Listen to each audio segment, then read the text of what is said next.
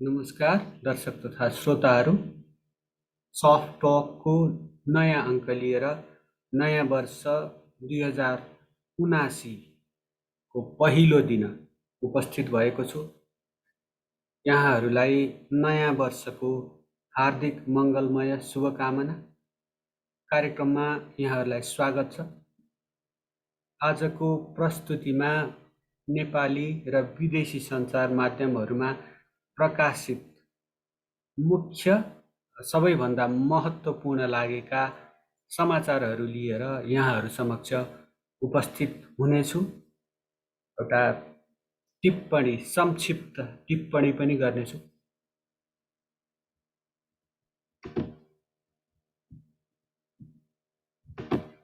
समाचारहरू मुख्यतः नयाँ वर्ष र निर्वाचनमै बढी केन्द्रित देखिन्छन्।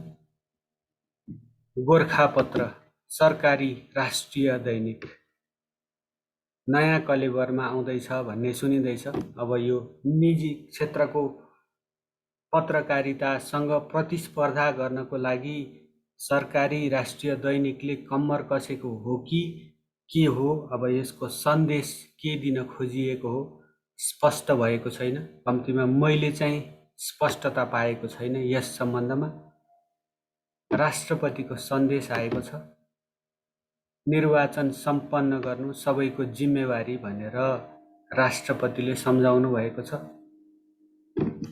वैशाख 30 गते हुने स्थानीय तह निर्वाचनलाई सम्पन्न गर्नु सबैको जिम्मेवारी भएको राष्ट्रपति विद्यादेवी भण्डारीले बताउनु भएको छ भनेर समाचार लेखेको छ। अंश पढेर सुनाउँछु। विक्रम सम्वत 2079 निर्वाचनको वर्ष बन्न गइरहेको छ।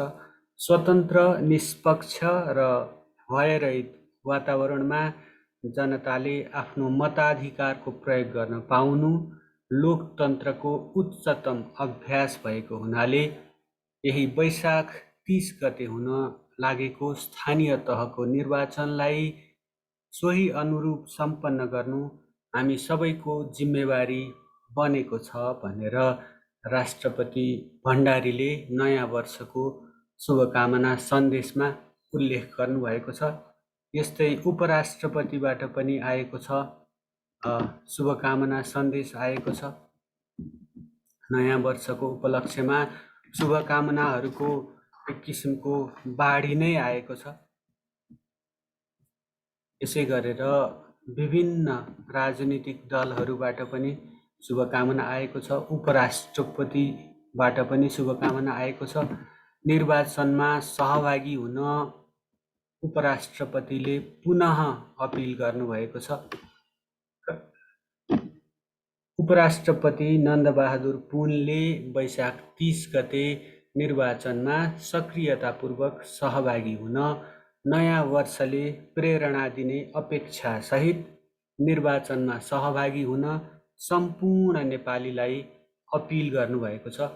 उपराष्ट्रपति पुनले नयाँ वर्षका अवसरमा दिनुभएको शुभकामना सन्देशमा नयाँ वर्षमा संविधानको पूर्ण पालना, राजनीतिक स्थायित्व कायम तथा शान्ति प्रक्रियाका बाँकी काम पुरा हुने विश्वास पनि व्यक्त गर्नुभएको छ भनेर गोरखापत्र राष्ट्रिय दैनिकले लेखेको छ।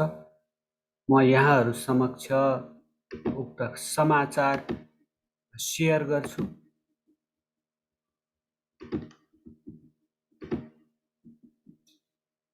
स्क्रिनशट सेयर गरेँ। शुभकामना सन्देशबाट अब अघि बढौँ। प्रधानमन्त्रीज्यूको पनि शुभकामना सन्देश आएकै छ, आउने नै भयो। यो समय नै शुभकामनाको बहार आउने समय पर्यो।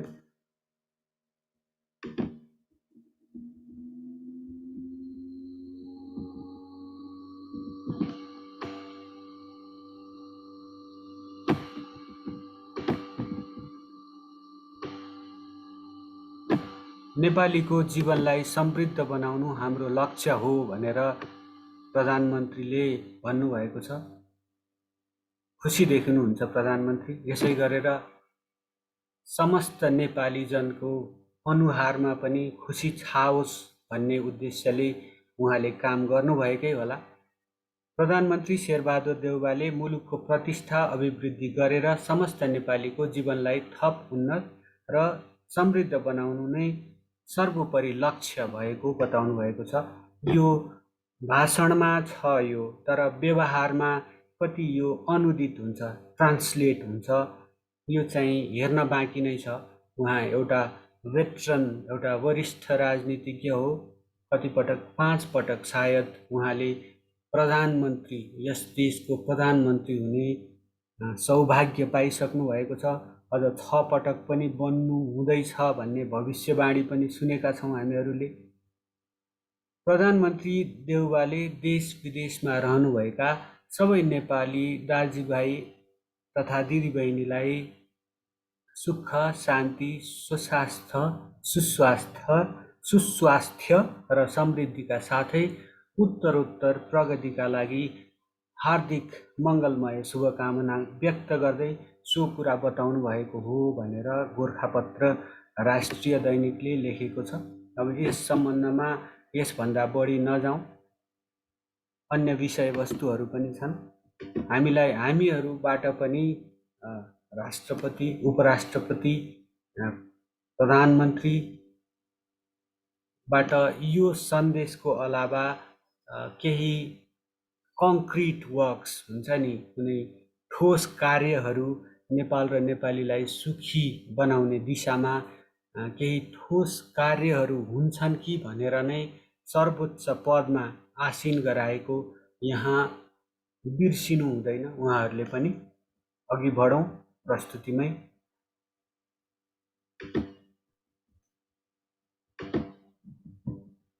कान्तिपुरले जनतालाई अनाजको चिन्ता, नेतालाई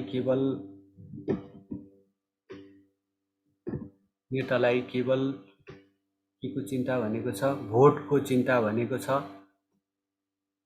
आफ्नो मुख्य समाचारमा उसले उल्लेख गरेको छ। यो स्क्रिमिङ हेडलाइन छ, शक्तिशाली शीर्षक छ।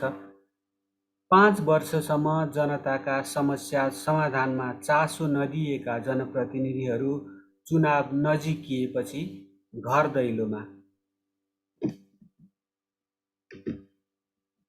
कान्तिपुरले एउटा स्ट्रङ हेडलाइनवाला समाचार दिएको छ यस सम्बन्धमा, चुनावी वर्ष सम्बन्धमा।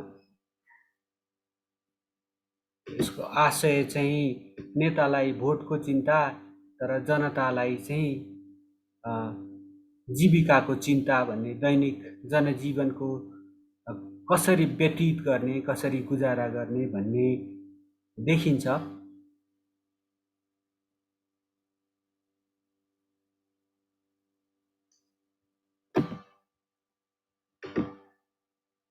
जनतालाई अनाजको चिन्ता, नेतालाई केवल भोटको भनेर समाचार आएको छ। 5 वर्षसम्म जनताको समस्या समाधानमा चासो नदिएका जनप्रतिनिधिहरू चुनाव नजिकिएपछि घर दैलोमा भनेर स्ट्याप छ। जनकपुर डेडलाइन छ। धनुषाको उत्तर पश्चिमी गाउँपालिका बटेश्वरको मध्यमा छ विषहारा मन्दिर। त्यही मन्दिरको छहारीमा अपराह्न 10-12 जना वृद्ध सुस्ताइरहेका थिए।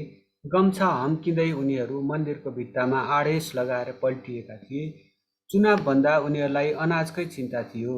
खेतमा नीलगाई र बँदेल तथा घरमा बाँदरको आतंकले बटेश्वरवासी आजित छन्। यो वास्तवमा बटेश्वरवासीहरूको मात्रै होइन, यो समग्र देशको एक किसिमले प्रतिनिधि कथा हो।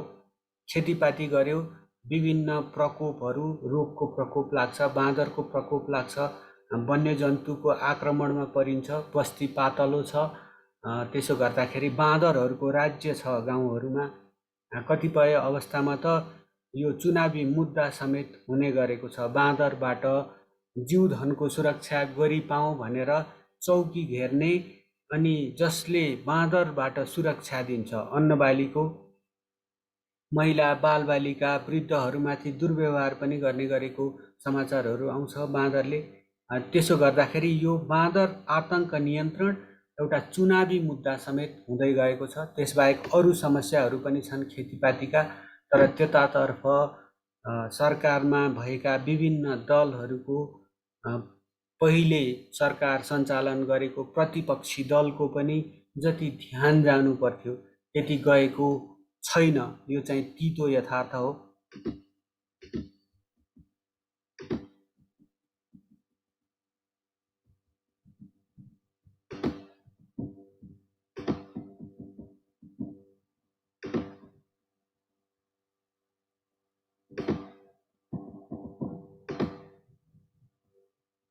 राजनीतिक अस्थिरता र ध्रुवीकरणको वर्ष 2078 भनेर नागरिक राष्ट्रिय दैनिकले लेखेको छ। कोरोना भाइरसको दोस्रो लहरसँगै सुरु भएको वर्ष 2078मा आम जनताले रोग भोगसँग जुझ्दै राजनीतिक स्थायित्व र विकासको अपेक्षा गरेका थिए। कोरोना विरुद्ध विकास भएको खोपले मान्छेमा जागेको आशा र भरोसासँगै सरकारले मुलुकको अर्थतन्त्र चलायमान बनाउन नयाँ कार्यक्रम र योजना ल्याउने अपेक्षा थियो। तर अब यो अंश हो, यो अपेक्षा थियो, तर यो अपेक्षामा पानी फेरिएको हामी सबैलाई थाहा छँदैछ। यो आर्थिक सङ्कट छ, रुस युक्रेन युद्ध, अनि नाटो र नर्थ एटलान्टिक ट्रिटी अर्गनाइजेसन अर्थात् उत्तर एटलान्टिक सन्धि सङ्गठन र रुसको जुन बीच तनाव छ युक्रेनको सम्बन्धमा, त्यसले गर्दा ग्यासको मूल्य वृद्धि भएको छ। खनिज तेल, पेट्रोलियम प्रडक्ट्स जसलाई भन्छन्, तिनीहरूको मूल्यमा वृद्धि भएको छ। यसरी मूल्य वृद्धि भइदिँदाखेरि समग्र वस्तु तथा सेवाहरूको मूल्यमा वृद्धि भएको छ। संसारभरि नै भएको छ, नेपालमा अझ बढी भएको छ। यसले गर्दाखेरि हामीले प्राप्त गरेको भनिएका आर्थिक उपलब्धिहरू, जस्तै गरिबीको रेखामुनि रहेको जनसङ्ख्या घटेको छ भनिन्छ, त्यो फेरि बढ्ने सम्भावना देखिँदैछ। शिक्षा, स्वास्थ्य र अन्य जीवनका, यस राष्ट्रिय जीवनका हरेक क्षेत्रहरूमा प्राप्त भएका प्रगतिहरू अब अन्डरमाइन हुने अवस्था छ। हामी फेरि उही दुर्गतिको अवस्थामा पुग्छौँ कि भन्ने चिन्ता छ। यसै बिचमा दुःखको कुरा के पनि छ भन्दा, अब यो हरेक पत्र पत्रिकाले निर्वाचनलाई अझ बढी ध्यान दिएको देखिन्छ। निर्वाचनलाई ध्यान दिँदाखेरि आसन्न आर्थिक सङ्कटबारे चाहिँ त्यस सम्बन्धमा उनीहरूको त्यति ध्यान पुग्न सकेको देखिएको छैन। यो हामी भनिराखेका छौँ, छिमेकमा आर्थिक सङ्कट आएको छ, श्रीलङ्काको अवस्था नाजुक छ, त्यसै गरी पाकिस्तान पनि राम्रो अवस्थामा छैन। भारतका कतिपय राज्यहरू, हरियाना, पन्जाब, वेस्ट बेङ्गल लगायतमा चाहिँ कस्तो भन्दा अलि बढी सब्सिडी दिँदाखेरि, ग्यासदेखि बिजुलीसम्म अनुदानमा दिँदा, सित्तैमा दिँदाखेरि त्यहाँ सरकारहरूले थेग्न नसक्ने अवस्था उत्पन्न हुँदै गएका कारण त्यहाँ पनि आर्थिक सङ्कटको सङ्केतहरू देखिँदैछन् भनिँदैछ। हाम्रोमा त छँदैछ। हाम्रो जस्तो अनौपचारिक अर्थतन्त्रमा यस जुन मूल्य वृद्धि, पेट्रोलियम पदार्थ र ग्यासको मूल्य वृद्धि र त्यसका कारण वस्तु तथा सेवाहरूको जुन मूल्य आकाशिएको छ, त्यसले गर्दाखेरि हामी चरम आर्थिक सङ्कटको भुमरीमा फस्न सक्ने सम्भावनाहरू देखिँदैछ। त्यसमाथि कुनै बेला सिंहदरबार न्यायपालिकाभित्र छिर्यो भनिएको थियो प्रधान न्यायाधीश प्रकरणमा, यो सरकार परिवर्तनको प्रकरणमा। त्यो सिंहदरबार, त्यो शेर फेरि अहिले चाहिँ नेपाल राष्ट्र ब्याङ्कमा छिर्यो। हुन त सिंहदरबार सर्वशक्तिमान हो, कार्यपालिका हो, ऊ अलिकति अधिनायकवादी चरित्र पनि देखाउँछ कार्यपालिकाले संसारभरि नै। तर केन्द्रीय ब्याङ्कको जुन अटोनोमी स्वायत्तताको उल्लङ्घन गर्यो कि लक्ष्मण रेखा पार गरेर भित्र छिर्यो कि यो गभर्नर को जुन प्रकरणमा गभर्नर बर्खाको जो बर्खास्तगीको प्रकरणमा भन्ने आशंका गरिँदैछ। यस आशंकाले यो जुन आर्थिक सङ्कट जुन विकसित भइरहेको छ त्यसलाई अझ गहिर्याउने हो कि भन्ने चिन्ता थपिएको छ। अनि यो निर्वाचनको वर्षमा चाहिँ अब यो हाम्रो खर्च अझ बढ्नेछ। दलहरूले चन्दा अनेक थरी स्रोतहरूबाट चन्दा माग्नेछन्, चन्दा लिनेछन्, व्यापारिक घरानाहरूबाट लेलान्, नाना थरी वेस्टेड इन्ट्रेस्ट ग्रुप्स अर्थात् विभिन्न स्वार्थ समूहहरूबाट चन्दा दान दातव्य लिनेछन्। यसो गर्दाखेरि निर्वाचनपछि के हुने सम्भावना छ भन्दा अझ मूल्य वृद्धि हुने सम्भावना छ। हाम्रा सामु पनि प्रश्नहरू छन्। एउटा प्रजातान्त्रिक समाज, प्रजातान्त्रिक देश, प्रजातान्त्रिक प्रणाली अन्तर्गत सञ्चालित त्यस अन्तर्गतका जनताहरूको नागरिकहरूको कर्तव्य 5 वर्षमा 4 वर्षमा एकपटक भोट हाल्नु मात्रै पनि होइन, त्यति मात्रै मत आफ्नो खसालेर मात्रै आफ्नो दायित्व पुरा हुँदैन। निरन्तर निगरानीको आवश्यक पर्छ। यी दलहरूलाई, नाना थरी राजनीतिक दलहरूलाई, नेताहरूलाई हामीले निगरानी गर्न सकेका छैनौँ। यसैको परिणाम पनि हो यो जुन अव्यवस्था, भ्रष्टाचार, कानुनको शासनको अभाव। हामीले यी दलहरू, यी नेताहरूलाई बढी विश्वास गर्ने गरेको कारण, लगाम लगाउन नसकेको कारण पनि भएको हो यो अवस्था। यसरी यत्तिकै रातारात विकसित भएको होइन। यिनीहरू हाम्रा सेवकहरू हुन्, यिनीहरू मालिकहरू होइनन्। तर हामीले यिनीहरूलाई भाग्य विधाता ठान्यौँ। यो ठान्ने गल्तीका कारण अहिले हामी यो अवस्थामा छौँ। हामी श्रीलङ्का भन्छौँ, तर हामी श्रीलङ्का भन्दा धेरै खराब अवस्थामा जान पनि सक्छौँ। यो कुरा यो निर्वाचनको पूर्व सन्ध्यामा अलि बढी मनन गरौँ। यस पटकको निर्वाचनमा पनि यो दलहरूको यो दशकौँदेखि 2046 देखि नै अस्तित्वमा रहेका पटक पटक नेतृत्व गर्न सर्वोच्च पदमा पुगेका दलहरू, तिनका नेताहरूको यो इन्द्रको आसन यस पटक हल्लाउने बेला आएको छ। यिनीहरूलाई ठेगान लगाउने कुरा हाम्रो हातमा छ। यिनीहरूको नियति निर्धारण गर्ने कुरा हाम्रो हातमा छ। अनि यस पटक पनि यिनीहरूलाई हामीले ठेगान लगाएनौँ। यी ट्राइड, टेस्टेड एन्ड फेल्डहरूलाई यस पटक पनि ठेगान लगाउन सकेनौँ भने, यिनीहरूको हैसियत, यिनीहरूको औकात देखाउन सकेनौँ भने यिनीहरूलाई लाग्नेछ हामीले जति लुटे पनि, भ्रष्टाचार गरे पनि, कानुनको शासनको धज्जी उडाए पनि, राष्ट्रघात गरे पनि फरक पर्दैन। एक छाक मासु भात, एक सिसी थर्रा, स्थानीय वा अन्तर्राष्ट्रिय, बेरोजगारलाई रोजगारीको आश्वासन, ठेकेदारहरूलाई खुवा ठेक्काको आश्वासन, छिमेकीलाई जलस्रोतमाथि एकाधिकार दिए निर्वाचन जितिहालिन्छ, अर्को 5 वर्षसम्म पार्टी गर्न पाइन्छ भन्ने भ्रम परेको छ यिनीहरूलाई। यस पटक हामीले आफ्नो मत मार्फत यस प्रवृत्तिको विरोध गर्नु जरुरी छ। यिनीहरूलाई साइजमा ल्याउन जरुरी छ।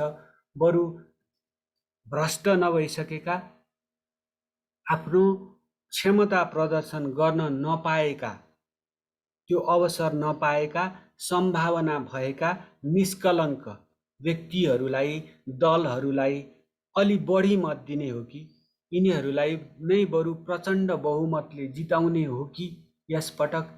किन भन्दाखेरि हेरौँ न त यिनीहरूले के गर्छन्।